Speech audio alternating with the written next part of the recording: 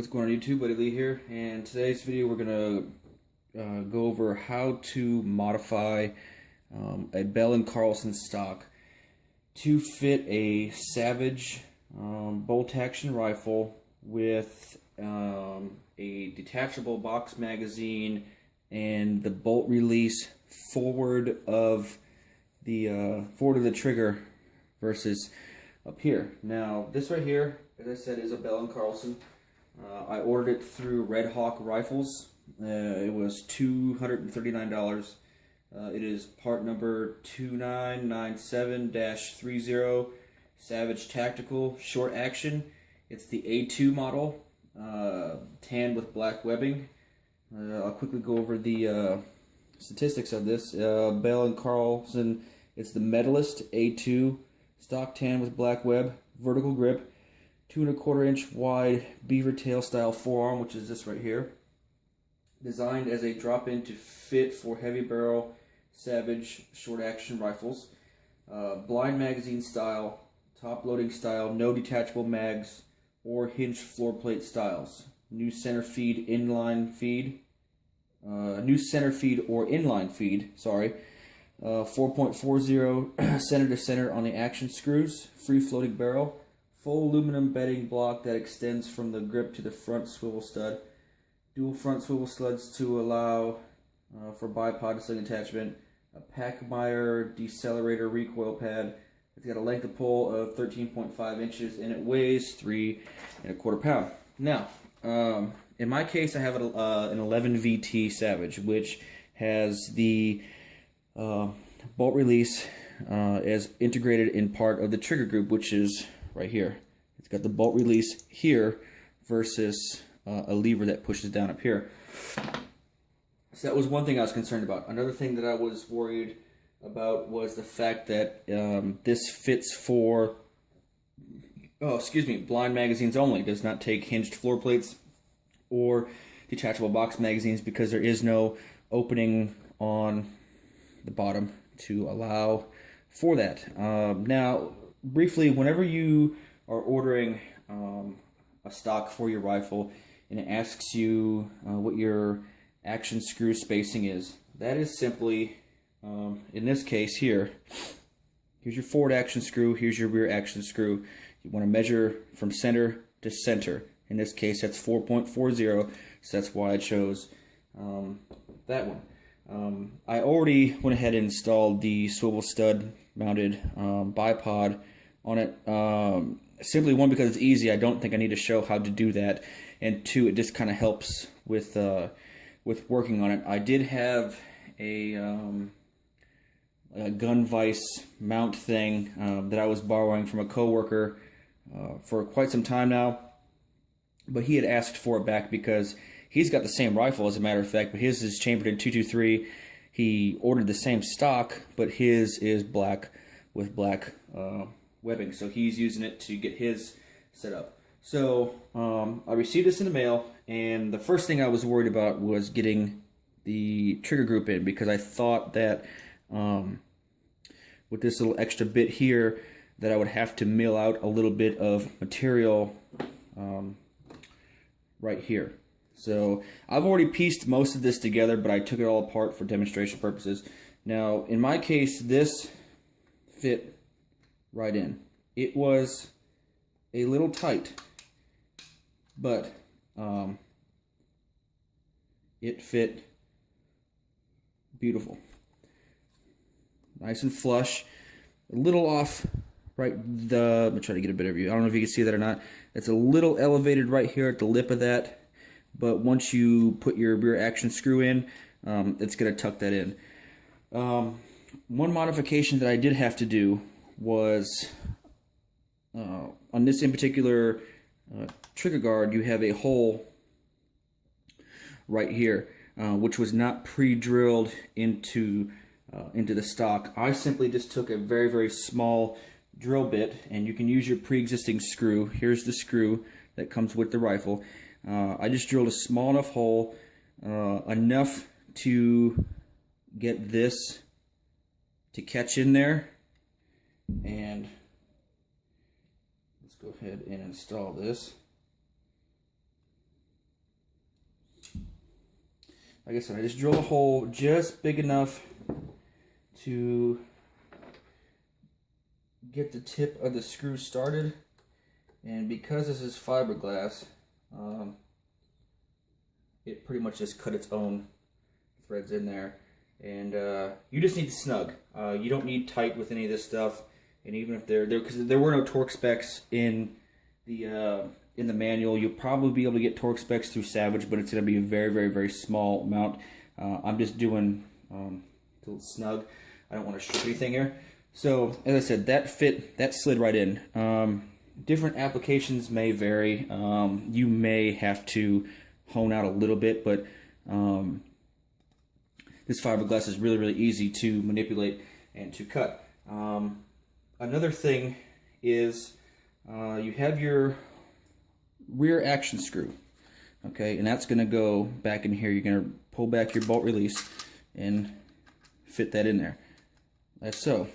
And as you can see here, if you flip it around, it comes up to the top, okay.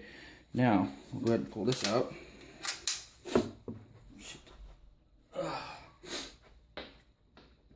Now here is the front action screw, okay. Because this stock is much, much thicker, it won't go all the way through. So there it is in the hole, and it's still in there. So I had to come up with a way to get a new action screw made. Now I could have went through Savage Part Finder, ordered another rear action screw, because that would have fit in there, but I did not want to wait. So I went down to the local hardware store, and I found a bolt that matched this, same length, same thread size, same everything. But I did run into one issue when I brought it home, is that although at the time this fit in here, now granted there is material removed here, and I'll go through that in a second, that this fit really, really snug. There would have been no way to tighten that. So I found the socket that fit this screw. It happens to be a 7/16, and I needed that to tighten that up. And the only reason why I went with a hex head like this was because it didn't they didn't have anything in Phillips or Flathead or Allen or even Torx that fit that same thread count and size and length, what have you. So I had to stick with this. But I found the 7/16, and then I came home and I ran into the issue that, well, I can't tighten it because it's too big. So what I had to do was went back to the hardware store, and I got a drill bit that was the same. It had the same outside diameter as my 7/16 socket, and in my case it happened to be a 5/8. Now your tools and your sockets may vary. I would don't go doing this job based on my measurements. Definitely bring your socket, if you decide to go about this route, to the hardware store and find something that will fit this. But like I said, this came out to be a 5/16. So what I did was I honed this out down to the bottom of the bedding block. So now I'm able to fit that 7/16 perfectly in there. So now I'm able to screw this new action screw into the front with no worries. This material, like I said before, is very, very easy to manipulate and to cut. I did run into the issue, which I didn't think about with having a 5/8 drill bit, is that this did not fit into my the chuck of my drill. I just got some cheap, shitty Skill drill set. It was I bought that years ago when I got my first apartment when I was in the Navy. A broke airman. I couldn't afford good tools, but I did want some tools around a house to do some basic repairs, hang pictures and things of that nature. So that's what I had, and it didn't fit. So I started scratching my head, and I just grabbed one of these here, put my drill bit in there, and then started cutting it out, and it cuts very, very it cut away very, very easily. So we're good with that. We're good with that for fitting. Now, the last thing that I ran into an issue was, at the beginning of the video, I said that this stock here fits for blind magazines only, which means there are some savages out there with integrated magazines inside that are attached to the magazine, that are attached to the inside of it. Mine had a detachable magazine. You pop it out from the bottom, it pulls out, and you can reload it. And I never liked using it because it was such a pain in the ass to put back in. I really had to use both hands to push that clip, or that magazine, I should say, back into the bottom of it. So I always just top fed them. But with the type of shooting that I do anyway, I mainly just single feed at a time.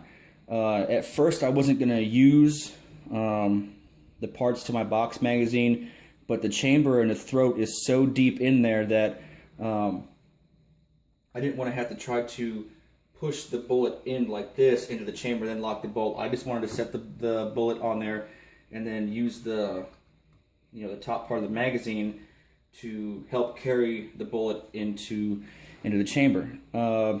So once again, I started scratching my head. How am I going to be able to do that? At first, I just used the box and then the spring, set it in there. I set the barrel on top of that, and it fit. But I ran into an issue because the spring has got so much tension in the back that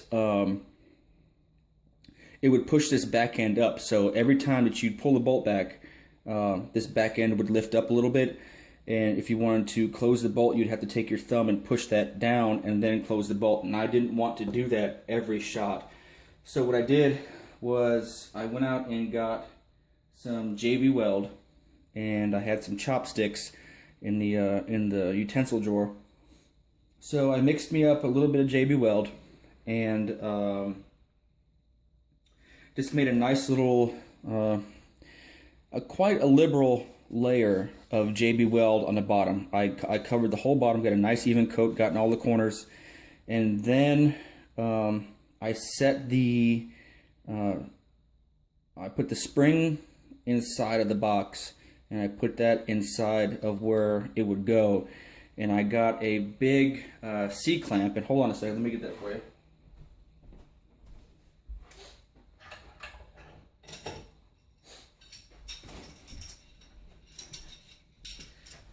I got a big 4-inch C-clamp, and what I did was I put it on here like this and put this part right here, and I put just enough pressure on there because this is kind of flimsy metal. It did deform a little bit, but it went back to shape when I let the clamp off. But I put just enough pressure on there to make up for that spring tension, and I let it sit there for 24 hours. I took the clamp off, and now it's flush in there. You can see there's the Detachable Box Magazine from the original stock, and it works just fine. It works brilliant. So that was the way that I went about modifying this Bell and Carlson that is set up for a I guess a hidden magazine and bolt release on top to fit for a Savage with a bolt release forward of the trigger and detachable box magazine, along with modifying the stock slightly to accommodate for a modified front action screw. So it looks like a lot, but it's really not. You really just kind of have to be confident and search the web and do a little bit of research, and just like I said, be confident going into it. It's very simple. So as I said before, the only things I had to do to this were drill a hole for that for your rear trigger screw. This dropped right in, a little tight, but dropped right in, and I had to hone that out to make up for my new front action screw that I picked up. And then I JB welded in with the assistance of a big C-clamp my detachable box magazine. Now with that, you're going to take off the hold on, I'll show you that again.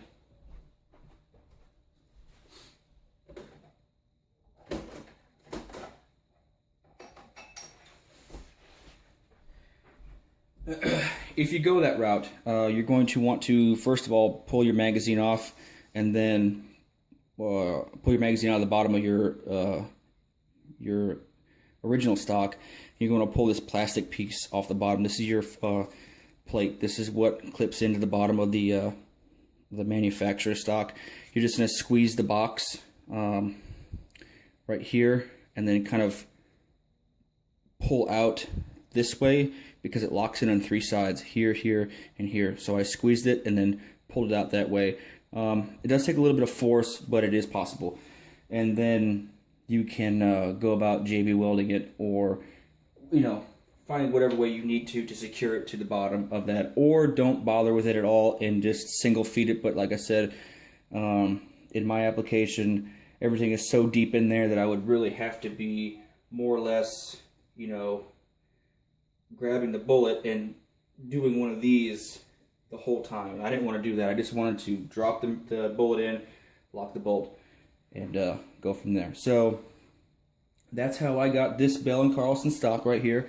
And once again, if you like the way this looks and you have a Savage short or long action that is a detachable box magazine with the bolt release up front, you can use these stocks with very, very moderate modifications. Again, this was the Bell and Carlson Medalist A2, and I got this from RedHawkRifles.com, $239. So hope you enjoyed the video. Hopefully it was informal.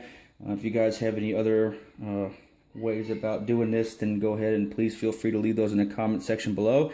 Any questions or comments, please feel free to leave those in there as well. And I'm going to go ahead and cut off for now, put everything together, and then just do a quick little video update and show you how everything looks assembled. So there you go, guys. Thanks for watching. Hope it helped.